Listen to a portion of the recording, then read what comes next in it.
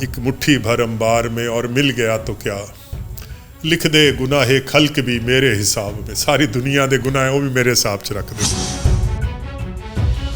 Budget ਦੇ ਵਿੱਚ ਤੁਸੀਂ ਗੱਲਾਂ ਕਹੀਆਂ ਜਾਂ ਜੋ ਐਲਾਨ ਕੀਤੇ ਨੇ ਉਹ ਲੋਕਾਂ ਦੀਆਂ ਉਮੀਦਾਂ ਤੇ ਖਰੇ ਉਤਰਨ।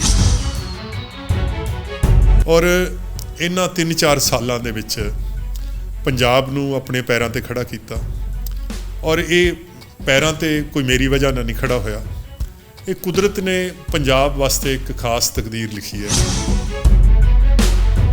ਸੋ ਐਜ਼ ਫਾਈਨੈਂਸ ਮਿਨਿਸਟਰ ਮੈਂ ਇੱਕ ਮਾਂ-ਬਾਪ ਦੀ ਹੈਸੀਅਤ ਰੱਖਦਾ, ਔਰ ਜਿਵੇਂ ਮਾਂ-ਬਾਪ ਨੂੰ ਆਪਣੀ ਔਲਾਦ ਦਾ ਫਿਕਰ ਹੁੰਦਾ ਹੈ, ਸਰਕਾਰ ਨੂੰ ਆਪਣੀ ਕੌਮ ਦੀ ਫਿਕਰ ਹੁੰਦੀ ਹੈ।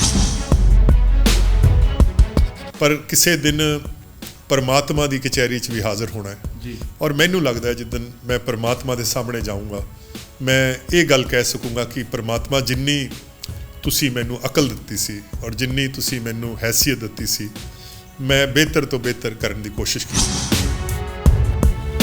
ਖੁਦਕੁਸ਼ੀਆਂ ਜਿਹੜੀਆਂ ਨੇ ਉਹ ਹਾਲੇ ਵੀ ਪੰਜਾਬ ਦੇ ਵਿੱਚ ਜਾਰੀ ਨੇ, ਔਰ ਆਪਾਂ ਜੇ ਕਹਿ ਦਈਏ ਤਾਂ ਪਿਛਲੀ ਸਰਕਾਰ ਦੇ ਵਾਂਗੂ ਹੀ ਹੋ ਰਹੀਆਂ ਨੇ। ਤਾਂ ਅੱਜ ਕੀ ਕੁਝ ਖਾਸ ਜਿਹੜਾ ਉਹ ਕਿਸਾਨਾਂ ਦੇ ਲਈ ਰੱਖਿਆ, ਕਿਉਂਕਿ ਉਮੀਦ ਜਿਹੜੀ ਹੈ ਉਹ ਜਿੱਥੇ ਇੱਕ ਪਾਸੇ ਖੇਤੀ ਕਾਨੂੰਨਾਂ ਨੂੰ ਰੱਦ ਕਰਵਾਉਣ ਦੇ ਲਈ ਉਹ ਕੇਂਦਰ ਤੇ ਟਿਕਾਈ ਬੈਠੇ, ਤਾਂ ਉੱਥੇ ਹੀ ਕਰਜ਼ੇ ਮੁਆਫੀ ਦੇ ਲਈ ਪੰਜਾਬ ਤੇ ਵੀ ਹੈ। ਜਤਿੰਦਰ, ਕਰਜ਼ ਮਾਫੀ ਜੇ ਤੁਸੀਂ ਕਹੋਗੇ ਸਾਰੀ ਹੋ ਗਈ ਤਾਂ ਇਹ ਗਲਤ ਹੋਏਗਾ। ਜੇ ਮੇਰੀ ਅੱਖ ਦੁਖਦੀ ਹੈ ਤਾਂ ਮੈਂ ਬਿਮਾਰ ਹਾਂ, ਜੇ ਮੇਰਾ ਗੋਡਾ ਦੁਖਦਾ ਤਾਂ ਮੈਂ ਬਿਮਾਰ ਹਾਂ। ਜੇ ਪੰਜਾਬ 'ਚ ਕੋਈ ਤਬਕਾ ਆਪਣੇ ਆਪ ਨੂੰ ਗੈਰ ਮਹਿਸੂਸ ਕਰਦਾ ਹੈ ਜਾਂ ਕਹਿੰਦਾ ਕਿ ਮੇਰੀ ਸਰਕਾਰ ਨੇ ਨਹੀਂ ਸੁਣੀ, ਇਸੇ ਤਰ੍ਹਾਂ ਹੀ ਹੋਰ ਵੀ ਜਿਹੜੇ ਸਰਹੱਦੀ ਇਲਾਕੇ ਆ ਉਹਨਾਂ ਦੇ ਵਿੱਚ ਇਹ ਬਹੁਤ ਦਿੱਕਤ ਹੈ ਕਿ ਹਸਪਤਾਲ ਤਾਂ ਬੇਸ਼ੱਕ ਬਣੇ ਨੇ, ਬਿਲਡਿੰਗਾਂ ਬਣੀਆਂ ਹੋਈਆਂ, ਪਰ ਉਹ ਚਿੱਟੇ ਹਾਥੀ ਸਾਬਤ ਹੋ ਰਿਹਾ, ਡਾਕਟਰਾਂ ਦੀ ਕਮੀ ਹੈ, ਉਹਨੂੰ ਕਿਸ ਤਰ੍ਹਾਂ ਪੂਰਾ ਕਰੋਗੇ ਤੁਸੀਂ? ਇਹ ਕਹਿ ਦੇਣਾ ਕਿ ਸਭ ਕੁਝ ਅੱਛਾ ਹੋ ਰਿਹਾ ਹੈ, ਇਹ ਤਾਂ ਤਰਕ ਦੀ ਦਲੇਰੀ ਹੋਏਗੀ। ਬਹੁਤ ਸਾਰੇ ਕੀ ਕਹਿੰਦੇ ਆ, ਕੋਈ ਭੁੱਲ ਚੁੱਕਾਂ ਵੀ ਹੋਈਆਂ, ਕੋਈ ਗੋਸ਼ੇ ਐਸੇ ਵੀ ਹੈ। ਅੱਜ ਤਾਂ ਵਿਧਾਨ ਸਭਾ ਦੇ ਜਿਹੜੇ ਸਕੱਤਰੇਤ ਦੇ ਮੁਲਾਜ਼ਮ ਆ ਉਹ ਵਿਧਾਨ ਸਭਾ ਸਦਨ ਦੇ ਬਿਲਕੁਲ ਨੇੜੇ ਜਾ ਪਹੁੰਚੇ ਸੀਗੇ, ਪ੍ਰਦਰਸ਼ਨ ਕਰ ਰਹੇ ਸੀ, ਤੁਹਾਡੇ ਖਿਲਾਫ ਵੀ ਨਾਅਰੇਬਾਜ਼ੀ ਹੋਈ ਹੈ। ਪੰਜਾਬ ਦਾ ਅੱਜ ਬਜਟ ਪੇਸ਼ ਕਰ ਦਿੱਤਾ ਗਿਆ। ਲੋਕਾਂ ਨੂੰ ਕਿੰਨੀਆਂ ਉਮੀਦਾਂ ਸੀਗੀਆਂ ਇਸ ਬਜਟ ਦੇ ਉੱਤੋਂ, ਔਰ ਖਜ਼ਾਨਾ ਮੰਤਰੀ ਦੇ ਵੱਲੋਂ ਜਿਹੜਾ ਬਜਟ ਪੇਸ਼ ਕੀਤਾ ਗਿਆ ਉਹ ਕੀ ਉਹਨਾਂ ਲੋਕਾਂ ਦੀਆਂ ਉਮੀਦਾਂ ਦੇ ਮੁਤਾਬਕ ਪੇਸ਼ ਕੀਤਾ ਗਿਆ? ਖਜ਼ਾਨਾ ਮੰਤਰੀ ਮਨਪ੍ਰੀਤ ਸਿੰਘ ਬਾਦਲ ਸਾਡੇ ਨਾਲ ਨੇ, ਉਹਨਾਂ ਤੋਂ ਹੀ ਜਾਣ ਦਿੰਦੇ ਹਾਂ। ਬਾਦਲ ਸਾਹਿਬ, ਸਭ ਤੋਂ ਪਹਿਲਾਂ ਸਵਾਗਤ ਹੈ ਤੁਹਾਡਾ। ਥੈਂਕ ਯੂ ਜਤਿੰਦਰ, ਔਰ ਤੁਹਾਡੇ ਸੁਣਨ ਵਾਲਿਆਂ ਨੂੰ ਮੇਰੀ ਪਿਆਰ ਭਰੀ ਸਤਿ ਸ੍ਰੀ ਅਕਾਲ ਤੇ ਨਮਸਤੇ। ਬਾਦਲ ਸਾਹਿਬ, ਮੈਂ ਜਾਣਨਾ ਚਾਹਣਾ ਕਿ ਅੱਜ ਜਿਹੜਾ ਬਜਟ ਵਿਧਾਨ ਸਭਾ ਦੇ ਵਿੱਚ ਪੇਸ਼ ਕਰ ਦਿੱਤਾ ਹੈ, ਲੋਕਾਂ ਨੂੰ ਬੜੀਆਂ ਉਮੀਦਾਂ ਸੀ, ਪਹਿਲਾਂ ਮੈਨੀਫੈਸਟੋ ਤੋਂ ਸੀਗੀਆਂ, ਔਰ ਕੀ ਮੈਨੀਫੈਸਟੋ ਵਾਲੀਆਂ ਉਮੀਦਾਂ ਜਿਹੜੀਆਂ ਨੇ ਉਹ ਪੂਰੀਆਂ ਕਰ ਦਿੱਤੀਆਂ, ਔਰ ਦੂਸਰੀਆਂ ਜਿਹੜੀਆਂ ਅੱਜ ਬਜਟ ਦੇ ਵਿੱਚ ਤੁਸੀਂ ਗੱਲਾਂ ਕਹੀਆਂ ਜਾਂ ਜੋ ਐਲਾਨ ਕੀਤੇ ਨੇ ਉਹ ਲੋਕਾਂ ਦੀਆਂ ਉਮੀਦਾਂ ਤੇ ਖਰੇ ਉਤਰਨਗੇ? ਜਤਿੰਦਰ, ਇੱਕ ਤਾਂ ਤੁਹਾਡੇ ਸੁਣਨ ਵਾਲਿਆਂ ਨੂੰ ਮੈਂ ਇੱਕ ਗੱਲ ਯਾਦ ਕਰਾਉਣੀ ਚਾਹੁੰਦਾ, ਕਿਉਂਕਿ ਲੋਕਾਂ ਦੀ ਯਾਦਾਸ਼ਤ ਜਿਹੜੀ ਹੈ ਇਹ ਬੜੀ ਛੋਟੀ ਹੁੰਦੀ ਹੈ, ਥੋੜ੍ਹੀ ਹੁੰਦੀ ਹੈ। ਜਿਨ੍ਹਾਂ ਹਾਲਾਤਾਂ ਦੇ ਵਿੱਚ ਪੰਜਾਬ 'ਚ ਕਾਂਗਰਸ ਪਾਰਟੀ ਜਾਂ ਕੈਪਟਨ ਅਮਰਿੰਦਰ ਸਾਹਿਬ ਨੇ ਜ਼ਿੰਮੇਵਾਰੀ ਸੰਭਾਲੀ ਸੀ ਕਿ 30,000 ਕਰੋੜ ਦਾ ਇੱਕ CCL ਲਿਮਿਟ ਦਾ ਕਰਜ਼ਾ ਔਰ 8,000 ਕਰੋੜ ਦੀਆਂ ਅਕਾਲੀ ਦਲ ਜਿਹੜੀ ਕਿ ਸਾਬਕਾ ਸਰਕਾਰ ਸੀ ਉਹਦੀਆਂ ਦੇਣਦਾਰੀਆਂ, ਇੱਕ ਦਿਨ ਦੇ ਵਿੱਚ ਜੇ 38,000 ਕਰੋੜ, ਔਰ 38,000 ਕਰੋੜ ਵੀ ਕੋਈ ਮੈਨੂੰ ਲੱਗਦਾ ਹੈ 7 ਬਿਲੀਅਨ ਕੈਨੇਡੀਅਨ ਡਾਲਰਸ, ਬੜੀ ਵੱਡੀ ਰਕਮ ਹੁੰਦੀ ਹੈ, ਮੂੰਹ ਨਾਲ ਹੀ ਕਹਿ ਦੇਣਾ 38,000 ਕਰੋੜ। ਅਸੀਂ ਕਿਸ ਤਰ੍ਹਾਂ ਉਹ ਜਿਹੜੀ ਪੰਜਾਬ ਦੀ ਕਿਸ਼ਤੀ ਸੀ ਉਹਨੂੰ ਕਿਨਾਰਾ ਦਿੱਤਾ, ਉਹਨੂੰ ਕੋਈ ਨਾ ਕੋਈ ਸਹਾਰਾ ਦਿੱਤਾ, ਇਹ ਕਈ ਵਾਰੀ ਆਪਣੇ ਸੁਣਨ ਵਾਲੇ ਭੁੱਲ ਜਾਂਦੇ। ਔਰ ਇਹਨਾਂ 3-4 ਸਾਲਾਂ ਦੇ ਵਿੱਚ ਪੰਜਾਬ ਨੂੰ ਆਪਣੇ ਪੈਰਾਂ ਤੇ ਖੜਾ ਕੀਤਾ, ਔਰ ਇਹ ਪੈਰਾਂ ਤੇ ਕੋਈ ਮੇਰੀ ਵਜ੍ਹਾ ਨਾਲ ਨਹੀਂ ਖੜਾ ਹੋਇਆ, ਇਹ ਕੁਦਰਤ ਨੇ ਪੰਜਾਬ ਵਾਸਤੇ ਇੱਕ ਖਾਸ ਤਕਦੀਰ ਲਿਖੀ ਹੈ। ਪੰਜਾਬ ਇੱਕ ਮੁਨੱਵਰ ਤਕਦੀਰ ਰੱਖਦਾ ਹੈ। ਕੁਦਰਤ ਜਿਹੜੀ ਹੈ ਇਹ ਪੰਜਾਬ ਦੇ ਸਾਰੇ ਕੰਢੇ ਚੁਗ ਲੈਂਦੀ ਹੈ, ਔਰ ਇਸ ਕਰਕੇ ਪਿਛਲੀ ਸਦੀ 'ਚ 3 ਵਾਰੀ ਪੰਜਾਬ ਜਿਹੜਾ ਹੈ 2 ਲੱਖ ਹੋਇਆ, ਪਾਕਿਸਤਾਨ ਦੀ ਸ਼ਕਲ 'ਚ, ਹਰਿਆਣੇ ਦੀ ਸ਼ਕਲ 'ਚ, ਜਿਹੜਾ 10 ਸਾਲ ਜਿਹੜਾ ਬੜਾ ਇੱਕ ਕਾਲਾ ਦੌਰ ਪੰਜਾਬ 'ਤੇ ਝੁੱਲਿਆ, ਪਰ ਪੰਜਾਬ ਖੜਾ ਹੋ ਜਾਂਦਾ। ਸੋ ਜਿਹੜਾ ਅੱਜ ਦੇ ਸਾਡੇ ਹਾਲਾਤ ਹੈ ਔਰ ਜਿਹੜਾ ਅੱਜ ਦਾ ਬਜਟ, ਅਸੀਂ ਇਸ ਹੈਸੀਅਤ ਤੇ ਔਕਾਤ 'ਚ ਆ ਗਏ ਹਾਂ ਕਿ ਅਸੀਂ 14,000 ਕਰੋੜ ਦਾ ਕੈਪੀਟਲ ਐਕਸਪੈਂਡੀਚਰ ਉਹ ਤਜਵੀਜ਼ ਕੀਤਾ ਹੈ ਜੀ। 9,000 ਕਰੋੜ ਜਿਹੜਾ ਹੈ ਉਹ ਅਸੀਂ ਜੋ ਸਾਡੇ ਮੁਲਾਜ਼ਮ ਹੈ, ਇੰਪਲੋਈਜ਼ ਹੈ, ਉਹਨਾਂ ਦੀ ਪੇ ਕਮਿਸ਼ਨ, ਉਹਨਾਂ ਦੀਆਂ ਸੈਲਰੀਜ਼ ਵਧਾਉਣ ਵਾਸਤੇ 9,000 ਕਰੋੜ ਰੱਖਿਆ। ਇਸ ਤੋਂ ਇਲਾਵਾ ਐਗਰੀਕਲਚਰ ਔਰ ਜਿਹੜਾ ਸਾਡਾ ਨਹਿਰਾਂ ਦਾ ਨਿਜ਼ਾਮ ਹੈ ਜੀ ਔਰ ਖਾਸ ਕਰਕੇ ਦੁਆਬੇ ਤੇ ਮਾਝੇ ਦੇ ਵਿੱਚ, ਅੱਜ ਤੋਂ ਪਹਿਲਾਂ ਦੁਆਬੇ ਤੇ ਮਾਝੇ 'ਚ ਪਾਣੀ ਜਿਹੜਾ ਹੈ ਉਹ ਬੜਾ ਸਾਫ਼ ਸੀ, ਬੜਾ ਮਿੱਠਾ ਸੀ। ਉਹ ਪਾਣੀ ਜਿਹੜਾ ਹੈ ਉਹ ਦੋਨਾਂ ਦਾ ਖਰਾਬ ਹੋ ਚੁੱਕਿਆ ਹੈ। ਮਾਝੇ ਦੀਆਂ ਤੇ ਜਿਹੜੀਆਂ ਦੁਆਬੇ ਦੀਆਂ ਨਹਿਰਾਂ ਹੈ ਉਹ ਡੈਰੇਲਿਕਟ ਹੋ ਗਈਆਂ ਸੀ। ਸੋ 3000 ਕਰੋੜ ਔਰ ਲਾਹੌਰ ਬ੍ਰਾਂਚ, ਅੱਪਰ ਬਾਰੀ ਦੁਆਬ ਕਨਾਲ, ਬਿਸ਼ਤ ਦੁਆਬ ਕਨਾਲ, ਉਹਨਾਂ ਵਾਸਤੇ ਬੜੀਆਂ ਵੱਡੀਆਂ ਰਕਮਾਂ ਰੱਖੀਆਂ। ਸਾਡੇ ਜਿਹੜੇ ਸ਼ਹਿਰ ਹੈ ਔਰ ਸ਼ਹਿਰ ਵੀ ਜਿਹੜੇ ਪੁਰਾਣੇ ਸ਼ਹਿਰ ਦੇ ਅੰਦਰੂਨ ਹਿੱਸੇ ਹੈ ਉਹ ਕਾਫੀ ਉੱਥੇ ਪਾਣੀ ਦੀ, ਸੂਰਜ ਦੀ, ਗੰਦਗੀ ਦੀ, ਸਫਾਈ ਦੀ, ਉਹਦੇ ਵਾਸਤੇ ਇੱਕ ਬੜਾ ਵੱਡਾ ਬਜਟ ਰੱਖਿਆ ਹੈ। ਐਜੂਕੇਸ਼ਨ ਤੇ ਹੈਲਥ ਦੀਆਂ ਅਸੀਂ ਵਧਾਈਆਂ ਜਿਹੜੀਆਂ ਰਕਮਾਂ ਹੈ। ਔਰ ਖਾਸ ਕਰਕੇ ਜਤਿੰਦਰ, ਤੁਹਾਡੇ ਸੁਣਨ ਵਾਲੇ ਇੱਕ ਗੱਲ ਸ਼ਾਇਦ ਮੇਰੀ ਇਸ ਗੱਲ ਨਾਲ ਸਹਿਮਤ ਹੋਣਗੇ ਕਿ ਜਿਹੜੀ ਸਰਕਾਰੀ ਰੈਵਨਿਊ ਹੁੰਦਾ ਹੈ, ਸਰਕਾਰੀ ਪੈਸੇ ਹੁੰਦੇ ਆ, ਉਹਦੇ 'ਤੇ ਸਭ ਤੋਂ ਜ਼ਿਆਦਾ ਅਖਤਿਆਰ ਜਿਹੜਾ ਹੈ ਜਾਂ ਜਿਹੜਾ ਫਸਟ ਚਾਰਜ ਜਾਂ ਫਸਟ ਲੀਅਨ ਜਿਹੜਾ ਹੈ ਸਰਕਾਰੀ ਪੈਸੇ ਦਾ, ਉਹ ਕਿਸ ਇਨਸਾਨ ਦਾ ਹੁੰਦਾ ਜਿਹੜਾ ਸਭ ਤੋਂ ਜ਼ਿਆਦਾ ਗਰੀਬ ਹੋਵੇ। ਜੀ ਤੁਹਾਡੇ ਸੁਣਨ ਵਾਲੇ ਜੇ ਕੈਨੇਡਾ 'ਚ ਬੈਠੇ ਹੈ ਤਾਂ ਸ਼ਾਇਦ ਇਹ ਤਸੱਵਰ ਵੀ ਨਹੀਂ ਕਰ ਸਕਦੇ ਕਿ ਅੱਜ ਪੰਜਾਬ ਦੇ ਪਿੰਡਾਂ 'ਚ ਐਸੇ ਮਹੱਲੇ ਹੈ, ਐਸੀਆਂ ਬਸਤੀਆਂ ਹੈ, ਐਸੀਆਂ ਆਬਾਦੀਆਂ ਹੈ ਜਿੱਥੇ ਲੋਕਾਂ ਕੋਲੇ 10 ਰੁਪਏ ਵੀ ਹੈ ਨਹੀਂ। ਸੋ ਐਜ਼ ਫਾਈਨੈਂਸ ਮਿਨਿਸਟਰ ਮੈਂ ਇੱਕ ਮਾਂ-ਬਾਪ ਦੀ ਹੈਸੀਅਤ ਰੱਖਦਾ, ਔਰ ਜਿਵੇਂ ਮਾਂ-ਬਾਪ ਨੂੰ ਆਪਣੀ ਔਲਾਦ ਦਾ ਫਿਕਰ ਹੁੰਦਾ ਹੈ, ਸਰਕਾਰ ਨੂੰ ਆਪਣੀ ਕੌਮ ਦੀ ਫਿਕਰ ਹੁੰਦੀ ਹੈ। ਸੋ ਜਿੰਨੀਆਂ ਵੀ ਸੋਸ਼ਲ ਵੈਲਫੇਅਰ ਸਕੀਮ ਸੀਗੀਆਂ ਪੰਜਾਬ ਦੀਆਂ, ਉਹਨਾਂ 'ਚ ਅਸੀਂ ਵੱਡੇ ਇਜ਼ਾਫੇ ਕੀਤੇ ਆ। ਔਰ ਇਹ ਇਜ਼ਾਫੇ ਇਸ ਕਰਕੇ ਕੀਤੇ ਹੈ ਕਿ ਅਸੀਂ ਅੱਜ ਉਸ ਹੈਸੀਅਤ ਦੇ ਵਿੱਚ ਆ ਗਏ, ਸਾਡੀ ਔਕਾਤ ਬਣ ਗਈ ਹੈ ਕਿ ਅਸੀਂ ਇਹ ਕਰ ਸਕੀਏ। ਸੋ ਮੇਰਾ ਜਿਹੜਾ ਮੈਂ ਸੁਰਖਰੂ ਹੈ ਕਿ ਸਾਡੀਆਂ ਕੋਸ਼ਿਸ਼ਾਂ ਨੂੰ ਰੱਬ ਨੇ ਫਲ ਲਾਇਆ। ਔਰ ਮੈਂ ਹਾਲਾਂਕਿ ਮੈਂ ਪੰਜਾਬ ਦੇ ਲੋਕਾਂ ਨੂੰ ਜਵਾਬਦੇਹ ਹਾਂ, ਆਪਣੀ ਕੈਬਨਿਟ ਨੂੰ ਵੀ ਜਵਾਬਦੇਹ ਹਾਂ, ਪਰ ਕਿਸੇ ਦਿਨ ਪਰਮਾਤਮਾ ਦੀ ਕਚਹਿਰੀ 'ਚ ਵੀ ਹਾਜ਼ਰ ਹੋਣਾ ਹੈ ਜੀ। ਔਰ ਮੈਨੂੰ ਲੱਗਦਾ ਹੈ ਜਿੱਦਣ ਮੈਂ ਪਰਮਾਤਮਾ ਦੇ ਸਾਹਮਣੇ ਜਾਊਂਗਾ, ਮੈਂ ਇਹ ਗੱਲ ਕਹਿ ਸਕੂੰਗਾ ਕਿ ਪਰਮਾਤਮਾ, ਜਿੰਨੀ ਤੁਸੀਂ ਮੈਨੂੰ ਅਕਲ ਦਿੱਤੀ ਸੀ ਔਰ ਜਿੰਨੀ ਤੁਸੀਂ ਮੈਨੂੰ ਹੈਸੀਅਤ ਦਿੱਤੀ ਸੀ, ਮੈਂ ਬਿਹਤਰ ਤੋਂ ਬਿਹਤਰ ਕਰਨ ਦੀ ਕੋਸ਼ਿਸ਼ ਕੀਤੀ। 2017 ਦੇ ਚੋਣ ਮੈਨੀਫੈਸਟੋ 'ਚ ਕਿਸਾਨ ਕਰਜ਼ ਮੁਆਫੀ ਦਾ ਇੱਕ ਵਾਅਦਾ ਸੀਗਾ ਔਰ ਸਰਕਾਰ ਇਹ ਗੱਲ ਕਹਿੰਦੀ ਹੈ ਕਿ ਅਸੀਂ ਉਹਨਾਂ ਦੇ ਵਿੱਚੋਂ ਜ਼ਿਆਦਾਤਰ ਲੋਕਾਂ ਦਾ ਜਿਹੜਾ ਜਾਂ ਕਿਸਾਨਾਂ ਦਾ ਕਰਜ਼ ਮੁਆਫ ਕਰ ਵੀ ਦਿੱਤਾ ਹੈ।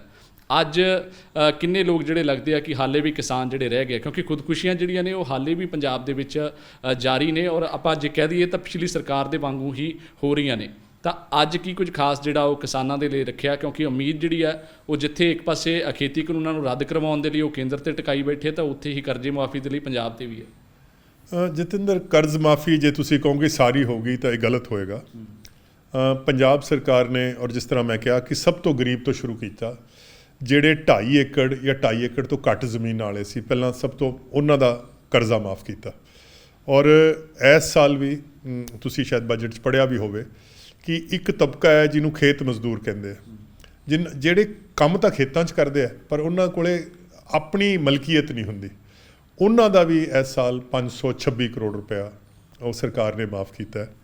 ਔਰ ਮੈਂ ਔਰ ਤੁਹਾਡੇ ਸੁਣਨ ਵਾਲਿਆਂ ਨੂੰ, ਕਿਉਂਕਿ ਮੈਨੂੰ ਟੋਟਲ ਫਿਗਰ ਤਾਂ ਸ਼ਾਇਦ ਨਹੀਂ ਪਤਾ ਕਿ ਟੋਟਲ ਕਿਸਾਨੀ ਦਾ ਕਰਜ਼ਾ ਕਿੰਨਾ ਹੋਏਗਾ, ਕੋਈ 70,000, ਕੋਈ 80,000, ਕੋਈ 90,000 ਕਰੋੜ, ਕਿਉਂਕਿ ਜਿਹੜੀਆਂ ਸਾਡੀਆਂ ਟੋਟਲ ਰੈਵਨਿਊ ਰਿਸੀਟਸ ਹੈ ਉਹ ਹੀ ਇਸ ਵੇਲੇ ਕੋਈ 75-80,000 ਕਰੋੜ ਹੈ। ਔਰ ਕੰਪੀਟਿੰਗ ਇੰਟਰਸਟ ਹੁੰਦੇ ਹੈ। ਅਸੀਂ ਮੁਲਾਜ਼ਮਾਂ ਨੂੰ 40,000 ਕਰੋੜ ਤਨਖਾਹ ਦੇਣੀ ਹੈ, ਅਸੀਂ ਬਿਜਲੀ ਦੀ ਸਬਸਿਡੀ ਦੇਣੀ ਹੈ, ਅਗੇਨ ਕਿਸਾਨੀ ਵਾਸਤੇ, ਅਸੀਂ SC BC ਨੂੰ ਫ੍ਰੀ ਬਿਜਲੀ ਦੇਣੀ ਹੈ, ਅਸੀਂ ਇੰਡਸਟਰੀ ਨੂੰ ਸਬਸਿਡੀ ਦੇਣੀ ਹੈ, ਅਸੀਂ ਬੁਢਾਪਾ ਪੈਨਸ਼ਨ ਦੇਣੀ ਹੈ। ਸੋ ਇਹ ਸਾਰੇ ਜਿਹੜੇ ਇੰਟਰਸਟ ਹੁੰਦੇ, ਮੈਂ ਭਾਵੇਂ ਕਿੰਨਾ ਵੀ ਤਕੜਾ ਹੋਵਾਂ, ਕਿੰਨਾ ਵੀ ਤੰਦਰੁਸਤ ਹੋਵਾਂ, ਜੇ ਮੇਰੀ ਅੱਖ ਦੁਖਦੀ ਹੈ ਤਾਂ ਮੈਂ ਬਿਮਾਰ ਹੈ, ਜੇ ਮੇਰਾ ਗੋਡਾ ਦੁਖਦਾ ਤਾਂ ਮੈਂ ਬਿਮਾਰ ਹੈ। ਜੇ ਪੰਜਾਬ 'ਚ ਕੋਈ ਤਬਕਾ ਆਪਣੇ ਆਪ ਨੂੰ ਗੈਰ ਮਹਿਸੂਸ ਕਰਦਾ ਹੈ ਜਾਂ ਕਹਿੰਦਾ ਕਿ ਮੇਰੀ ਸਰਕਾਰ ਨੇ ਨਹੀਂ ਸੁਣੀ, ਤਾਂ ਪੰਜਾਬ ਤੰਦਰੁਸਤ ਨਹੀਂ ਹੋ ਸਕਦਾ। ਔਰ ਇਸ ਕੰਪੀਟਿੰਗ ਜਿਹੜੇ ਕਲੇਮਸ ਹੁੰਦੇ ਆ ਸਰਕਾਰ ਦੇ ਪੈਸੇ 'ਤੇ, ਔਰ ਮੈਂ ਫਿਰ ਕਹਿੰਦਾ ਉਹਦੇ 'ਚ ਸਭ ਤੋਂ ਜਿਹੜੀ ਪ੍ਰਾਇਓਰਿਟੀ ਦਿੱਤੀ ਹੈ ਉਹ ਗਰੀਬ ਨੂੰ ਦਿੱਤੀ ਹੈ। ਬਾਲ ਸਾਹਿਬ, ਜੇਕਰ ਆਪਾਂ ਹੈਲਥ ਦੀ ਗੱਲ ਕਰੀਏ ਤਾਂ ਹੈਲਥ ਵੀ ਉਹਨਾਂ ਮੁੱਢਲੀਆਂ ਸਹੂਲਤਾਂ ਦੇ ਵਿੱਚੋਂ ਇੱਕ ਆ ਜੋ ਲੋਕਾਂ ਨੂੰ ਦੇਣੀ ਹੁੰਦੀ ਹੈ, ਸਰਕਾਰ ਦੀ ਜ਼ਿੰਮੇਵਾਰੀ ਹੁੰਦੀ ਹੈ। ਅੱਜ ਹਸਪਤਾਲਾਂ ਜਿਹੜਾ ਐਲਾਨ ਤੁਸੀਂ ਕੀਤਾ ਹੈ ਉਸ ਦਾ ਜ਼ਿਕਰ ਕਰਦੇ ਹੋ, ਔਰ ਦੂਸਰੀ ਗੱਲ ਇਹ ਕਿ ਕੈਂਸਰ ਦੇ ਹਸਪਤਾਲਾਂ ਦੀ ਗੱਲ ਵੀ ਇਹਦੇ ਵਿੱਚ ਆਈ ਹੈ। ਤਾਂ ਕਿਉਂਕਿ ਇਹ ਆਪਾਂ ਕਹਿੰਦੇ ਆ ਕਿ ਜੇਕਰ ਬਿਮਾਰੀ ਜਿਹੜੀ ਆ ਲੱਗਣ ਤੋਂ ਪਹਿਲਾਂ ਉਹਦਾ ਹੱਲ ਕਰ ਦਿੱਤਾ ਜਾਏ ਤਾਂ ਚੰਗੀ ਗੱਲ ਹੈ। ਹਸਪਤਾਲ ਠੀਕ ਹੈ ਉਹ ਖੋਲ੍ਹੇ ਜਾ ਰਹੇ ਹੈ, ਪਰ ਬਿਮਾਰੀ ਕੈਂਸਰ ਵਰਗੀ ਜਿਹੜੀ ਨਾਮੁਰਾਦ ਹੈ ਉਹ ਹੋਵੇ ਨਾ, ਉਸ ਦੇ ਲਈ ਸਰਕਾਰ ਦਾ ਕੀ ਉਪਰਾਲਾ? ਇੱਕ ਤਾਂ ਸਾਡੀ ਕੋਸ਼ਿਸ਼ ਹੈ ਕਿ ਸਾਡੇ ਜਿੰਨੇ ਵੀ ਜ਼ਿਲ੍ਹੇ ਹੈ 22 ਦੇ 22 ਜ਼ਿਲ੍ਹੇ ਹੈ ਉਹਨਾਂ 'ਚ ਅਸੀਂ ਮੈਡੀਕਲ ਕਾਲਜ ਜ਼ਰੂਰ ਖੋਲ੍ਹੀਏ। ਤਾਂ 2 ਨਵੇਂ ਮੈਡੀਕਲ ਕਾਲਜ ਕਪੂਰਥਲਾ ਅਤੇ ਹੁਸ਼ਿਆਰਪੁਰ, ਔਰ ਇੱਕ ਮਲੇਰਕੋਟਲਾ ਦੀ ਵੀ ਜਿਹੜੀ ਤਜਵੀਜ਼ ਹੈ ਉਹ ਚੱਲ ਰਹੀ ਹੈ, ਮਲੇਰਕੋਟਲਾ ਅਤੇ ਗੁਰਦਾਸਪੁਰ। ਸੋ ਇਹ ਪਿਛਲੇ ਜਿਹੜੇ 50 ਸਾਲ ਗੁਜ਼ਰੇ ਹੈ, ਪਿਛਲੇ 50 ਸਾਲਾਂ 'ਚ ਸਰਕਾਰ ਦੇ ਸਿਰਫ ਤਿੰਨ ਹੀ ਮੈਡੀਕਲ ਕਾਲਜ ਸੀਗੇ, ਔਰ ਇਸ ਸਰਕਾਰ ਦੇ ਵਿੱਚ ਅਸੀਂ ਇਹਨਾਂ ਨੂੰ 4 ਜਾਂ 5 ਲੈ ਕੇ ਜਾਵਾਂਗੇ। ਇਹ ਜ਼ਰੂਰੀਆਤ ਵਕਤ ਸੀ। ਹੈਲਥ ਦਾ ਇਸ ਸਾਲ ਉਹਦੀ ਕਾਫੀ ਪ੍ਰਾਇਓਰਟਾਈਜ਼ ਕੀਤਾ। ਜਿਵੇਂ ਤੁਸੀਂ ਕਿਹਾ ਕਿ ਚੰਗਾ ਤਾਂ ਇਹ ਹੋਵੇ ਕਿ ਬਿਮਾਰੀ ਨਾ ਲੱਗੇ, ਬਟ ਬਿਮਾਰੀ ਨਾ ਲੱਗਣਾ ਇਹ ਆਪਣੇ ਵੱਸ 'ਚ ਨਹੀਂ। ਸੋ ਅਸੀਂ ਕੋਸ਼ਿਸ਼ ਕਰ ਰਹੇ ਹਾਂ ਕਿ ਅੰਮ੍ਰਿਤਸਰ ਦੇ ਵਿੱਚ ਅਤੇ ਫਾਜ਼ਿਲਕਾ ਦੇ ਵਿੱਚ ਕੈਂਸਰ ਹਸਪੀਟਲ, ਇੱਕ ਪ੍ਰਾਈਵੇਟ ਸੈਕਟਰ 'ਚ ਟਾਟਾ ਮੈਮੋਰੀਅਲ ਜਿਹਨੂੰ ਉਹ ਇੱਥੇ ਮੁੱਲਾਪੁਰ, ਇਹ 450 ਕਰੋੜ ਦੀ ਲਾਗਤ ਨਾਲ ਇਹ ਹਸਪਤਾਲ ਤਿਆਰ ਹੋ ਗਿਆ। 2 ਸਰਕਾਰੀ ਸੈਕਟਰ, ਜਿਵੇਂ ਮੈਂ ਕਿਹਾ ਕਿ ਉਹਦੇ 'ਚ ਹੁਸ਼ਿਆਰਪੁਰ ਅਤੇ ਅੰਮ੍ਰਿਤਸਰ ਅਤੇ ਫਾਜ਼ਿਲਕਾ, ਇਸ ਸਾਲ ਹੁਸ਼ਿਆਰਪੁਰ ਵੀ ਸ਼ੁਰੂ ਕਰਾਂਗੇ। ਸੋ ਜਿਹੜੀਆਂ ਇਹ ਸੋਸ਼ਲ ਸਰਵਿਸਿਜ਼ ਹੈ, ਹੈਲਥ ਅਤੇ ਐਜੂਕੇਸ਼ਨ, ਸਾਡੀ ਕੋਸ਼ਿਸ਼ ਇਹੀ ਹੈ ਕਿ ਜਿੰਨੀ ਵੀ ਬਿਹਤਰੀ ਹੋ ਸਕੇ, ਔਰ ਕਿਸੇ ਵੀ ਹਾਲ ਦੇ ਵਿੱਚ ਸੰਤੁਸ਼ਟ ਹੋ ਕੇ ਬਹਿ ਜਾਣਾ ਕਿ ਮੈਂ ਬਹੁਤ ਕੁਝ ਕਰਤਾ, ਇਹ ਜ਼ਿੰਦਾ ਕੌਮਾਂ ਦੀ ਆਦਤ ਨਹੀਂ ਹੁੰਦੀ। ਬਹੁਤ ਸਾਰੇ ਤਰੱਕੀ ਦੀਆਂ ਮੰਜ਼ਿਲਾਂ ਜਿਹੜੀਆਂ ਉਹ ਪੰਜਾਬ ਦੇ ਕਦਮਾਂ ਦੇ ਮੁੰਤਜ਼ਰ ਹੈ। ਸੋ ਪੰਜਾਬ ਨੂੰ ਬਿਹਤਰ ਤੋਂ ਬਿਹਤਰ ਤੋਂ ਬਿਹਤਰ ਕਿਵੇਂ ਲੈ ਕੇ ਜਾਈਏ, ਮੈਂ ਸਮਝਦਾ ਇਹਦਾ ਇੱਕੋ ਹੀ ਫਾਰਮੂਲਾ ਹੈ ਕਿ ਤੁਹਾਡੀ ਨੀਅਤ ਜਿਹੜੀ ਹੈ ਸਾਫ਼ ਹੋਣੀ ਚਾਹੀਦੀ ਹੈ। ਜੇ ਨੀਅਤ ਸਾਫ਼ ਹੁੰਦੀ ਹੈ ਤਾਂ ਰੱਬ ਵੀ ਸਾਥ ਦੇ ਦਿੰਦਾ। ਬੇਸ਼ੱਕ ਮੁਸ਼ਕਲਾਂ ਹੁੰਦੀਆਂ, ਪਰ ਸਰਕਾਰ ਦੇ ਉੱਤੇ ਜ਼ਿੰਮੇਵਾਰੀ ਇੱਕ ਬਹੁਤ ਵੱਡੀ ਹੁੰਦੀ ਹੈ। ਤੁਸੀਂ ਹਸਪਤਾਲਾਂ ਦੀ ਗੱਲ ਕੀਤੀ ਹੈ, ਜੇਕਰ ਮੈਂ ਪਿਛਲੀ ਸਰਕਾਰ ਦਾ ਜ਼ਿਕਰ ਕਰਾਂ ਤਾਂ ਜਿਹੜੀ ਸਰਹੱਦੀ ਬੈਲਟ ਹੈ ਜਲਾਲਾਬਾਦ ਦੇ ਵਿੱਚ ਅਕਾਲੀ ਸਰਕਾਰ ਦੇ ਵੱਲੋਂ ਜਿਹੜਾ ਹਸਪਤਾਲ ਖੋਲ੍ਹਿਆ ਤਾਂ ਗਿਆ, ਪਰ ਡਾਕਟਰ ਜਿਹੜੇ ਨੇ ਉਹ ਉੱਥੇ ਹੈ ਨਹੀਂ। ਇਸੇ ਤਰ੍ਹਾਂ ਹੀ ਹੋਰ ਵੀ ਜਿਹੜੇ ਸਰਹੱਦੀ ਇਲਾਕੇ ਆ ਉਹਨਾਂ ਦੇ ਵਿੱਚ ਇਹ ਬਹੁਤ ਦਿੱਕਤ ਹੈ ਕਿ ਹਸਪਤਾਲ ਤਾਂ ਬੇਸ਼ੱਕ ਬਣੇ ਨੇ, ਬਿਲਡਿੰਗਾਂ ਬਣੀਆਂ ਹੋਈਆਂ, ਪਰ ਉਹ ਚਿੱਟੇ ਹਾਥੀ ਸਾਬਤ ਹੋ ਰਿਹਾ, ਡਾਕਟਰਾਂ ਦੀ ਕਮੀ ਹੈ। ਉਹਨੂੰ ਕਿਸ ਤਰ੍ਹਾਂ ਪੂਰਾ ਕਰੋਗੇ ਤੁਸੀਂ? ਅਸੀਂ ਜਿਹੜਾ ਆ ਕਰੋਨਾ ਵਾਲਾ ਸਾਲ ਗੁਜ਼ਰਿਆ, ਅਸੀਂ ਰਿਕਾਰਡ ਭਰਤੀ ਜਿਹੜੀ ਹੈ ਹੈਲਥ ਦੇ ਵਿੱਚ ਕੀਤੀ, ਔਰ ਸਾਡੀ ਮਜਬੂਰੀ ਵੀ ਸੀ ਕਿ ਅਸੀਂ ਤਕਰੀਬਨ 6000 ਡਾਕਟਰ, ਵਾਰਡ ਬॉयਜ਼, ਜਿਹੜੇ ਵੀ ਐਂਬੂਲੈਂਸ ਡਰਾਈਵਰ, ਜਿੰਨਾ ਵੀ ਮਤਲਬ ਨਰਸਿਸ, ਸੋ ਰਿਕਾਰਡ ਭਰਤੀ ਜਿਹੜੀ ਹੈ ਇਸ ਸਾਲ 'ਚ ਹੋਈ ਹੈ। ਔਰ ਇਸ ਬਿਮਾਰੀ ਨੇ ਇੱਕ ਕਿਸਮ ਦਾ ਸਾਨੂੰ ਵੀ ਜਗਾ ਦਿੱਤਾ ਹੈ ਸੁੱਤਿਆਂ ਪਿਆਂ ਨੂੰ ਕਿ ਇਹਦੇ ਵਿੱਚ ਵੀ ਧਿਆਨ ਦੇਣ ਦਾ ਬਹੁਤ ਜ਼ਰੂਰਤ ਹੈ।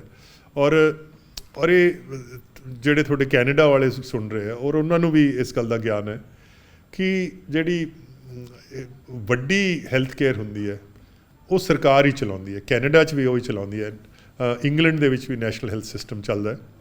ਸੋ ਸਰਕਾਰ ਆਪਣੀਆਂ ਇਸ ਜ਼ਿੰਮੇਵਾਰੀਆਂ ਤੋਂ ਮੁਨਕਰ ਨਹੀਂ ਹੋ ਸਕਦੀ। ਹੈਲਥ ਐਂਡ ਐਜੂਕੇਸ਼ਨ ਥੋੜ੍ਹਾ ਜਿਹਾ ਤਬਕਾ ਹੁੰਦਾ, ਖਾਸ ਤਬਕਾ ਹੁੰਦਾ ਜਿਹੜਾ ਪ੍ਰਾਈਵੇਟ ਹੈਲਥ ਐਜੂਕੇਸ਼ਨ 'ਤੇ ਲੈ ਜਾਂਦਾ। ਔਰ ਬਾਜ਼ ਦਫਾ ਤੁਸੀਂ ਦੇਖੋਗੇ ਕਿ ਪਰਿਵਾਰਾਂ ਦਾ ਥੱਲੇ ਜਾਣ ਦਾ ਕਾਰਨ ਵੀ ਹੁੰਦਾ। ਕਈ ਵਾਰੀ ਬਿਮਾਰੀ ਐਸੀ ਭੈੜੀ ਆ ਜਾਂਦੀ ਕਿ ਲੋਕ ਸਾਰੀ ਪੂੰਜੀ ਆਪਣੀ ਖਤਮ ਕਰ ਲੈਂਦੇ। ਸੋ ਇਹ ਜ਼ਿੰਮੇਵਾਰੀ ਦਾ ਮੈਨੂੰ ਅਹਿਸਾਸ ਹੈ, ਔਰ ਇਸੀ ਵਜ੍ਹਾ ਨਾਲ ਇਸ ਸਾਲ ਹਸਪੀਟਲ, ਨਵੇਂ ਹਸਪੀਟਲ, ਉਹਨਾਂ ਦੀ ਅਪਗ੍ਰੇਡੇਸ਼ਨ, ਔਰ ਖਾਸ ਕਰਕੇ ਜਿਹੜਾ ਸਾਡਾ ਮੈਟਰਨਲ ਸਾਈਡ ਸੀਗਾ, ਪੰਜਾਬ ਦੇ ਜਿਹੜੀਆਂ ਸਾਡੀਆਂ ਔਰਤਾਂ ਨੇ ਉਹਨਾਂ ਦੇ ਵਿੱਚ ਆਇਰਨ ਦੀ ਬੜੀ ਡੈਫੀਸ਼ੀਐਂਸੀ ਹੈ।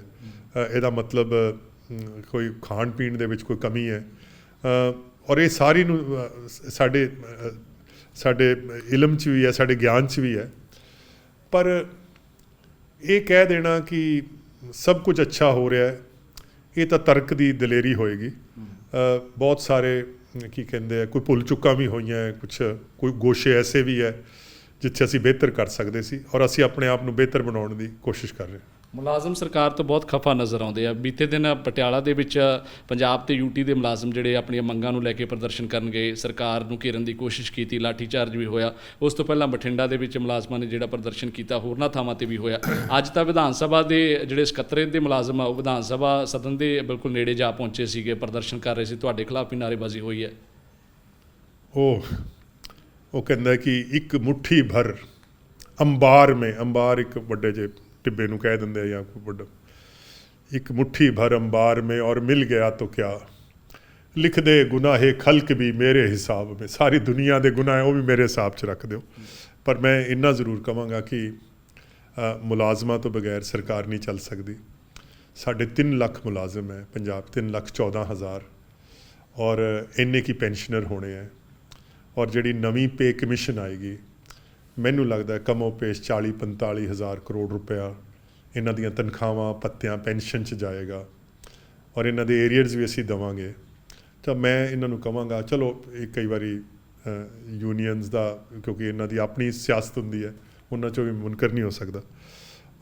ਮੈਨੂੰ ਲੱਗਦਾ ਕਿ ਪੰਜਾਬ ਦਾ ਜਿਹੜਾ ਮੁਲਾਜ਼ਮ ਹੈ ਉਹ ਤਨਖਾਹ ਦੇ ਲਿਹਾਜ਼ ਨਾਲ ਕਿਸੇ ਵੀ ਸੂਬੇ ਨਾਲੋਂ ਘੱਟ ਨਹੀਂ ਹੈ। ਜੇ ਨਵੀਂ ਪੇ ਕਮਿਸ਼ਨ ਆਉਣੀ ਹੈ, 1 ਜੁਲਾਈ ਨੂੰ ਉਹਨਾਂ ਦੀਆਂ ਤਨਖਾਹਾਂ ਹੋਰ ਵਧਾ ਦਿੱਤੀਆਂ ਜਾਣਗੀਆਂ। ਪਰ ਇਹ ਪੁਰਾਣੀਆਂ ਤਨਖਾਹਾਂ ਵੀ ਹਰਿਆਣੇ ਦੇ ਨਾਲ ਜਾਂ ਹਿਮਾਚਲ ਨਾਲ ਜਾਂ ਕਿਸੇ ਹੋਰ ਸੂਬੇ ਨਾਲ ਕੰਪੇਅਰ ਕਰੋ ਤਾਂ ਮੁਲਾਜ਼ਮਾਂ ਦੀਆਂ ਤਨਖਾਹਾਂ ਇੰਨੀਆਂ ਘੱਟ ਨਹੀਂ ਹੈ, ਔਰ ਇਹ ਜੁਲਾਈ ਤੋਂ ਫਿਰ ਵਧਣ ਜਾ ਰਹੀਆਂ। ਇੱਕ ਅੱਜ ਕੌਮਾਂਤਰੀ ਮਹਿਲਾ ਦਿਹਾੜਾ ਹੈ, ਤੁਹਾਡੀ ਸਰਕਾਰ ਦੇ ਵੱਲੋਂ ਮਹਿਲਾਵਾਂ ਦੇ ਲਈ ਸਫ਼ਰ ਜਿਹੜਾ ਬੱਸਾਂ ਦੇ ਵਿੱਚ ਮੁਫਤ ਕਰ ਦਿੱਤਾ ਗਿਆ। ਸ਼ਲਾਘਾਯੋਗ ਗੱਲ ਹੈ ਕਿ ਸਰਕਾਰ ਦੇ ਵੱਲੋਂ ਇਹ ਉਪਰਾਲਾ ਕੀਤਾ ਗਿਆ। ਦੂਸਰਾ, ਆਮ ਆਦਮੀ ਪਾਰਟੀ ਜਿਹੜੀ ਹੈ ਉਹ ਦਿੱਲੀ ਦੇ ਵਿੱਚ ਇਹ ਕਰ ਚੁੱਕੀ ਸੀ। ਕਿ ਸਰਕਾਰ ਹੁਣ ਉਸ ਮਾਡਲ ਦੇ ਉੱਤੇ ਚੱਲ ਰਹੀ ਹੈ? ਨਹੀਂ, ਗੱਲ ਮਾਡਲ ਦੀ ਨਹੀਂ ਹੈ। ਕਾਂਗਰਸ ਸਰਕਾਰ ਨੇ 33% ਜਿਹੜੀਆਂ ਨੌਕਰੀਆਂ ਔਰ ਇਹ 50,000 ਰਿਕਰੂਟਮੈਂਟ ਹੁਣ ਜੁਲਾਈ ਤੱਕ ਅਸੀਂ ਭਰਨੀ ਹੈ, ਉਹ ਆਪਣੀ ਜਿਹੜੀ ਸਾਡੀਆਂ ਬੇਟੀਆਂ ਵਾਸਤੇ ਜਾਂ ਔਰਤ ਜ਼ਾਤ ਵਾਸਤੇ ਅਸੀਂ ਰੱਖੀ ਹੋਈ ਹੈ। ਕਾਂਗਰਸ ਸਰਕਾਰ ਨੇ ਜਿਹੜੀਆਂ urban local bodies, rural bodies 50% reservation ਉਹ ਵੀ ਔਰਤ ਜ਼ਾਤ ਵਾਸਤੇ ਰੱਖੀ ਹੈ। ਔਰ ਮੈਨੂੰ ਲੱਗਦਾ ਹੈ ਕਿ ਇਸ ਜਿਹੜੇ ਫੈਸਲੇ ਕਾਂਗਰਸ ਨੇ ਲਏ, ਅੱਜ ਤਾਂ ਸ਼ਾਇਦ ਲੋਕ ਮੇਰੇ 'ਤੇ ਹੱਸਣਗੇ ਔਰ ਸ਼ਾਇਦ ਮੇਰੇ 'ਤੇ ਯਕੀਨ ਨਾ ਕਰਨ, ਇਹਨਾਂ ਨਾਲ ਪੰਜਾਬ, ਸਾਡਾ ਸਮਾਜ ਬਦਲ ਜੂਗਾ। ਔਰਤ ਦਾ ਜਿਹੜਾ ਮੁਕਾਮ ਹੈ ਉਹ ਪੰਜਾਬ, ਜਦੋਂ ਸਾਡੀਆਂ ਬੱਚੀਆਂ ਦੇ ਹੱਥ 'ਚ ਪੈਸੇ ਆਉਣ ਲੱਗ ਗਏ ਔਰ ਆਪਣੀ ਜ਼ਿੰਦਗੀ ਦੀਆਂ ਖੁਦ ਮਾਲਕ ਬਣ ਗਈਆਂ, ਅਗਲੇ 20 ਸਾਲਾਂ 'ਚ ਸਾਡਾ ਸਮਾਜ ਬਦਲ ਜੂਗਾ। ਔਰ ਜਿੱਥੋਂ ਤੱਕ ਫ੍ਰੀ ਬੱਸ ਸਫ਼ਰ ਦਾ ਸਵਾਲ ਹੈ, ਮੈਂ 150 ਕਰੋੜ ਰੁਪਏ ਰੱਖਿਆ। ਮੈਂ ਗਲਤ ਹੋ ਸਕਦਾ, ਪਰ ਮੈਨੂੰ ਇਹ ਪਤਾ ਹੈ ਕਿ ਪੰਜਾਬ ਦੇ ਵਿੱਚ ਮੈਂ ਅਕਸਰ ਦੇਖਦਾ ਔਰਤਾਂ ਕਿਤੇ ਇਕੱਲੀਆਂ ਸਫ਼ਰ ਨਹੀਂ ਕਰਦੀਆਂ, ਉਹਨਾਂ ਨਾਲ ਉਹਨਾਂ ਦਾ ਬੇਟਾ, ਭਰਾ ਜਾਂ ਉਹਨਾਂ ਦਾ ਖਾਵੰਦ ਉਹਨਾਂ ਦੇ ਨਾਲ ਹੁੰਦੇ ਆ। ਪੰਜਾਬ ਸਰਕਾਰ ਦੀਆਂ ਬੱਸਾਂ ਤਾਂ ਵੈਸੇ ਹੀ ਖਾਲੀ ਜਾ ਰਹੀਆਂ, ਅੱਧੀਆਂ ਸੀਟਾਂ ਤਾਂ ਖਾਲੀ ਹੁੰਦੀਆਂ। ਜੇ ਔਰਤ ਬਹਿ ਜੂਗੀ ਤਾਂ ਫਿਰ ਕੀ ਉਹਦਾ 'ਚ ਸਾਡਾ ਕੀ ਨੁਕਸਾਨ ਹੋ ਜਾਊਗਾ? ਬੱਸ ਨੇ ਤਾਂ ਚੱਲਣਾ ਹੀ ਚੱਲਣਾ, ਭਾਵੇਂ ਉਹਦੇ 'ਚ ਕੋਈ ਬੈਠੇ। ਪਰ ਇੱਦਾਂ ਕਿਉਂ ਸਮਝਦੇ ਹੋ ਕਿ ਖਾਲੀ ਜਾ ਰਹੀਆਂ? ਕਿਉਂ, ਕੀ ਵਜ੍ਹਾ ਸਮਝਦੇ ਹੋ ਉਹਦੇ ਵਿੱਚ? ਅੱਜ ਕੱਲ੍ਹ ਲੋਕ ਪ੍ਰਾਈਵੇਟ, ਆਪਣੀ ਕੋਵਿਡ ਦੀ ਵਜ੍ਹਾ ਨਾਲ ਖਾਸ ਕਰਕੇ ਪ੍ਰਾਈਵੇਟ ਮੋਟਰਸਾਈਕਲ ਵਗੈਰਾ ਵਹੀਕਲ ਯੂਜ਼ ਕਰਨ ਲੱਗ ਗਏ। ਔਰ ਮੈਨੂੰ ਲੱਗਦਾ ਕਿ ਜੇ ਜੋੜੇ ਸਫ਼ਰ ਕਰਨਗੇ ਜਾਂ ਖਾਨਦਾਨ ਸਫ਼ਰ ਕਰਨਗੇ, ਇਹ ਕਈ ਵਾਰੀ ਐਸ ਲਾਲਚ ਨਾਲ ਹੀ ਕਿ ਚਲੋ ਔਰਤ ਦੀ ਟਿਕਟ ਨਹੀਂ ਲੱਗਣੀ, ਦੂਜਾ ਟਿਕਟ ਸਾਡੀ ਲੈ ਲੂਗਾ, ਸਾਨੂੰ ਘਾਟਾ ਨਹੀਂ ਪੈਣਾ। ਔਰ ਇਹ ਘਾਟੇ ਵਾਲਾ ਸੌਦਾ ਨਹੀਂ ਹੈ, ਪਰ ਇਹਦੇ ਨਾਲ ਔਰਤ ਜ਼ਾਤ ਦਾ ਜਿਹੜਾ ਮੁਕਾਮ ਹੈ ਇਹ ਉੱਚਾ ਹੋ ਜਾਏਗਾ। ਬਜਟ ਦੇ ਵਿੱਚ ਕਾਫੀ ਚੀਜ਼ਾਂ ਪੇਸ਼ ਕਰਤੀਆਂ। 2022 ਦੀਆਂ ਚੋਣਾਂ ਨੇੜੇ ਹੈ, ਲੱਗਦਾ ਕਿ ਇੰਨੇ ਸਮੇਂ ਦੇ ਵਿੱਚ ਤੁਸੀਂ ਇਹ ਜਿੰਨੀਆਂ ਗੱਲਾਂ ਕਹੀਆਂ ਉਹਨਾਂ ਨੂੰ ਲੋਕਾਂ ਤੱਕ ਪਹੁੰਚਾ ਦੋਗੇ, ਸਾਰੀਆਂ ਸਹੂਲਤਾਂ ਲੋਕਾਂ ਨੂੰ ਮਿਲਣ ਲੱਗ ਜਾਣਗੀਆਂ ਤਾਂ ਜੋ 2022 ਦੇ ਵਿੱਚ ਤੁਹਾਡੇ ਤੇ ਭਰੋਸਾ ਕਰ ਸਕਣ? ਜਿਹੜਾ ਪਲਾਨ ਸਰਕਾਰ ਦਾ ਬਣ ਗਿਆ ਔਰ ਮਹਿਕਮਿਆਂ ਦਾ ਬਣ ਗਿਆ, ਉਹ ਤਾਂ ਸਿਰੇ ਪ੍ਰਵਾਨ ਚੜ੍ਹੂਗਾ, ਨਾ ਚੜ੍ਹਨਾ ਤਾਂ ਉਹਦੇ 'ਚ ਮਤਲਬ ਹੀ ਨਹੀਂ ਹੈ। ਉਹ ਨੈਸੈਸਰੀ ਜਿਹੜੀਆਂ ਰਿਲੀਜ਼ਸ ਹੈ ਉਹ ਤਾਂ ਹੋ ਹੀ ਜਾਣਗੀਆਂ। ਸੋ ਇਹਦੇ 'ਚ ਤਾਂ ਮੈਨੂੰ ਕੋਈ ਸ਼ੱਕ ਸ਼ੁਬਾ ਨਹੀਂ ਹੈ ਕਿ ਜਿਹੜੀਆਂ ਵੀ ਸਰਕਾਰ ਦੀਆਂ ਔਰ ਖਾਸ ਕਰਕੇ ਕੈਪੀਟਲ ਇਨਵੈਸਟਮੈਂਟਸ ਜਿਹੜੀਆਂ ਅਸੀਂ ਇਸ ਸਾਲ ਵਾਸਤੇ ਤਜਵੀਜ਼ ਕੀਤੀਆਂ ਉਹ ਲੋਕਾਂ ਤੱਕ ਪਹੁੰਚ ਜਾਣਗੀਆਂ। ਸਿੱਖਿਆ ਲਈ ਬਜਟ ਕੁਝ ਘਟਿਆ ਇਸ ਵਾਰ? 12% ਵਧਿਆ ਜੀ।